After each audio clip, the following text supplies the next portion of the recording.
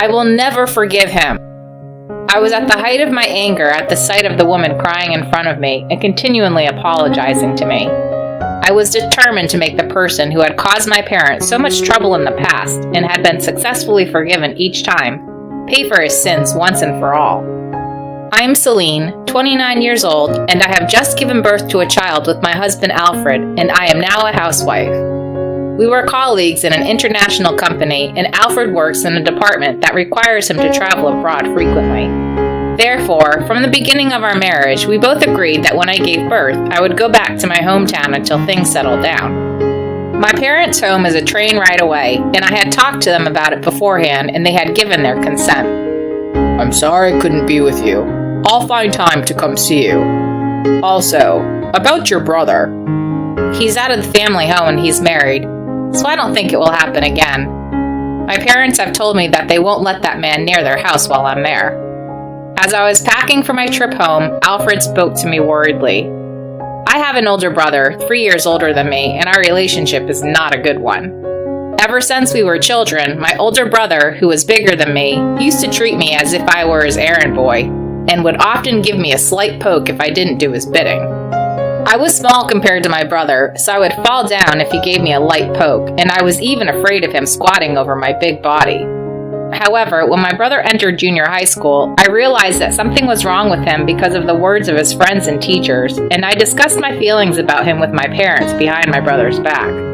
Although I had told my parents repeatedly about my brother's attitude, this was the first time they put a lock on my room. My brother was either too busy with his junior high school life or he had lost interest in me, but he gradually became less and less involved in my life. However, when he entered high school, he started behaving badly, causing problems, and my parents would often go to the other party or his school to apologize.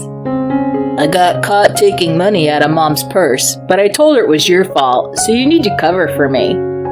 One day, I was going to the bathroom when I ran into my brother. When he saw me there, he smirked and told me to take the blame. No way! If you apologize properly, she'll forgive you.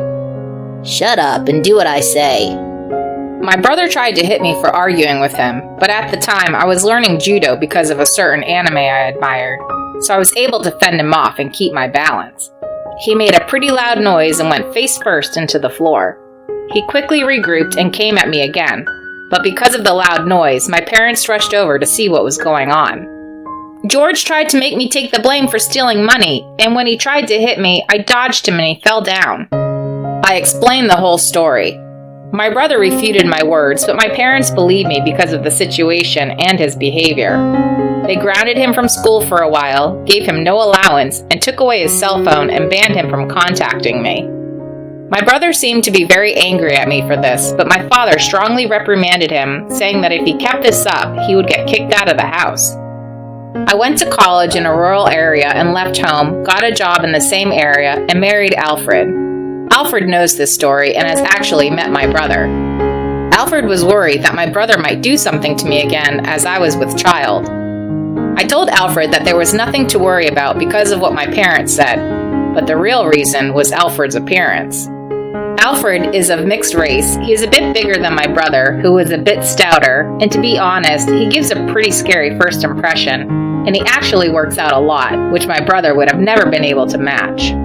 He only attacked me because he knew that I was small and female and that I would not be able to fight back, so he would not even try to fight me now in Alfred's presence. Typical of the cowardly type who changes his attitude depending on the person he is dealing with. I was afraid to tell Alfred, who looks scary but is actually very sensitive, so I didn't tell him the truth. A few days later, I was back at my parents' house for a trip home as planned. I was talking to my mother, who came to pick me up, and she explained what had happened with my brother.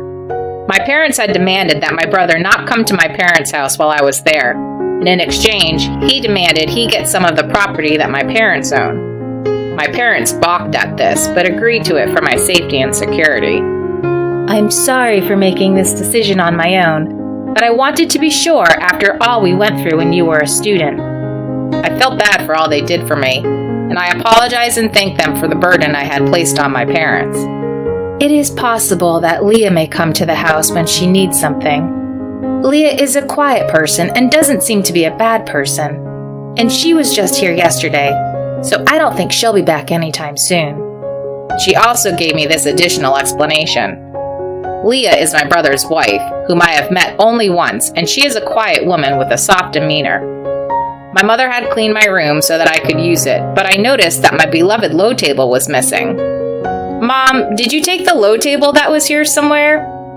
Oh, sorry. I'm using it in the bedroom. Do you want me to get it? I can get it myself. After having such a conversation, I went to my parents' bedroom, lifted up the low table I wanted a little, and found an outlet tap that looked a little strange. What is it? I stared at the outlet tap and realized that it looked exactly like an outlet tap type wiretap I had seen on a TV special before. I immediately took out my phone and searched for it and found the exact same thing being sold as a listening device, which made my blood run cold, and I rushed to my mother. I explained the situation to my mother in a whisper and asked her to check the actual device in her bedroom, where she looked pale and frightened. She seemed to be wondering the same thing and told me that she had an idea. The idea was to put a flyer over the wiretap and blow air over it so that if the culprit heard the noise, he would think it was a malfunction and come to check on it. Although she had a pretty good idea of who the culprit was, for some reason my mother seemed to be having a bit of fun working the case. For the next 2 days, we enjoyed putting up flyers and letting the wind blow over them whenever we felt like it. Then, in the evening, Leah came to visit my parents' house. My husband is away on a business trip, so I'm a little lonely. I was wondering if you would be willing to have dinner with me. We had no reason to refuse Leah's offer, so we welcomed her into our home and had dinner together.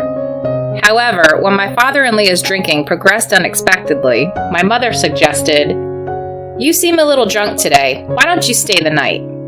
I put my drunken father on the living room sofa and told my mother and Leah not to drink too much because they were still going to drink, and I went back to my room first. While I was killing time by reading comic books, I got a message from my mother, so I tiptoed to my parents' bedroom. I peeked into the bedroom through the slightly open door, and sure enough, there was Leah, just fumbling around in the electrical outlet. "What are you doing in there?" It's not what you think." "Then what is it? Is this what you're looking for?" My mother and I knew that Leah was the only one who could bug the place, so we intentionally created an opening and let Leah through the bedroom, expecting that she would surely come to see the bug when she came to visit. Leah jumped up at the sound of my voice and began to explain in a hoarse voice, but when she saw the bug I had given her, she dropped her shoulders in disappointment. "Did you put this here? Why?" "Yes, I did. I'm sorry. I know it's impossible to apologize and be forgiven, but all I can do is apologize." "You don't have to apologize, just answer the question." When I questioned her, Leah glanced at me as if she was concerned about the bug in my hand. "Are you concerned about this by any chance? It's turned off." When I told her this, Leah began to cry quietly as if she was relieved. My mother calmed Leah down, and my father, who had woken up at some point, joined us to listen to the situation. "My husband had always said that your parents had favored Celine since she was a child, and that they would make sure that she would get the larger share of the inheritance. So that's why he asked you to give him the property in exchange for staying away from the family home." "What does this have to do with wiretaps and the fact that my parents were going to give him whatever inheritance he wanted?" "My husband told me that the decision would most likely take place in the bedroom or living room, and asked me to bug the place. I refused at first, but then he began to hit me when I didn't do what he said."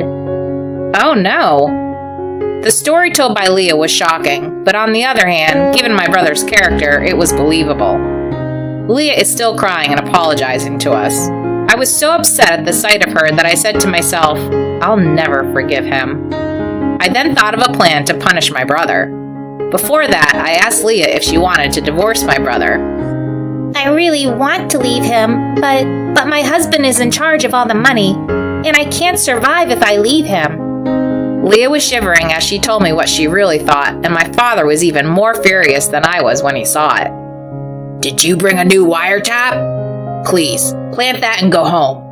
Don't worry about the money. Take this money and go to the hospital tomorrow and get a checkup." I then told everyone the plan, and Leah planted the bug and left our home with her head down. And then, after everyone followed the plan, it was decided that my brother would be invited to my parents' house for the weekend. On the day of the operation, my brother, Leah, myself, and my parents were gathered in the living room. I explained to Celine that I was going to give you a piece of real estate. I thought it was time for you to decide which property you'd like because of that.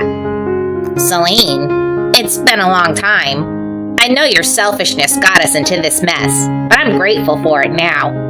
I already know what I want. The mountain on the edge of the next town over. Give me that mountain. My brother was quick to specify the mountain that's been passed down from generation to generation on our father's side. But that mountain... What? We agreed you'd give me whatever I want, right? You're not going to refuse and give it to Celine, are you? Of course not. The scene was quickly getting worse, and my brother started grinning at the sight of it. Then it's settled. Get on with the process. I don't want to have anything to do with this family that loves my sister so much. My brother left with Leah with a triumphant smile on his face. My parents immediately asked a lawyer to make a living donation to my brother for the mountain in question, and the name change for the property went smoothly. About a week later, the lawyer informed me that the procedure had been completed. I contacted Leah to let her know that the procedure was completed. The name change has been completed. If you want to get a divorce, now is the time. As soon as I told Leah that, she got a lawyer immediately and filed for divorce against my brother and demanded alimony. Because of the circumstances, Leah took refuge at a friend's house, and she proceeded with the divorce proceedings from there. My brother refused to pay alimony at first, but finally he agreed to Leah's request, and the divorce was finalized a few weeks later.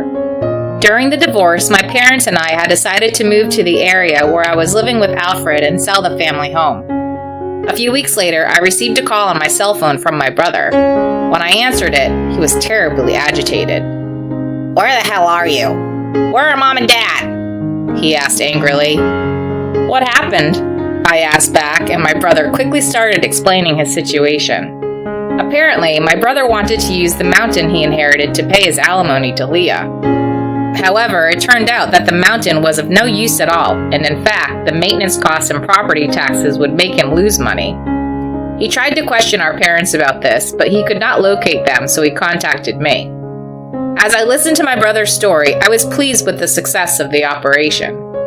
After Leah bugged the house and left, my parents held a conversation in the bedroom. Let's give George whatever piece of property he wants. As long as Celine gets that mountain, that's all that matters. Yes, the mountain is the most valuable, and it would be worth more than all the others combined. And so on and so forth. Incidentally, this was a complete lie, as the mountain had been passed down from generation to generation, and it was worthless. So it could not be sold, which was a constant source of headache for our family. I had been discussing with my parents about whether or not I could dispose of the mountain, and if I couldn't, I would inherit it, and they would give me a larger share of the inheritance to pay for the maintenance and taxes. But the wiretap made me think that my brother could somehow inherit it, so I asked my parents to put on a show in front of the wiretap. And my brother, who heard the conversation through the wiretap, designated the mountain as the property that he wanted to inherit, just as I had intended. And before my brother knew the true value of the mountain, Leah filed for divorce, and my brother believed his parents' story and accepted Leah's demand, believing that he would get a large sum of money. I was quite surprised at how well everything went according to plan. Hello? So do you know where Mom and Dad are? If I did know, I wouldn't tell you. If they didn't tell you where they are, it means they want to cut ties. Who the hell do you think you're talking to? Do you have a problem with my wife? When I talked back to my brother, who raised his voice threateningly, Alfred, who was listening to it over the speaker, spoke to my brother. Alfred's voice instantly made my brother sound deflated. Are we done? I'm hanging up now, I said, and ended the call. I reported this to my parents, who decided to communicate with my brother through a lawyer from now on. My brother ended up with a large debt for the alimony to Leah and for the maintenance of the mountain and property taxes, but he was stuck in a situation where he had no way to escape bankruptcy and was in a state of limbo. Fortunately, my brother doesn't even know where I live, so he won't be able to locate me. By the way, they said they would not help, but my parents have paid a portion of my brother's alimony to Leah. I'm so sorry for what my son did. I can't apologize enough. No, I'm really sorry that I did something so inhumane as wiretapping. I can't thank Celine enough for giving me the opportunity to get out of that near brainwashing, and the two of you for helping me financially. Leah bowed her head to us with a clear expression on her face after being freed from my brother's cruelty. Afterwards, Leah contacts us once in a while and tells us that she is living her new life with the help of her brother and his wife. She wondered why she did not seek help earlier, and she has been volunteering her time to counsel women who are thinking of divorcing their husbands but are hesitant to do so. My parents bought a condominium near our house, and I enjoy raising my child by inviting my mother to my home and having her teach me how to raise my children. Alfred is also happy that my parents have moved, saying that he can go on business trips with peace of mind, knowing that they are close by since he is often away from home.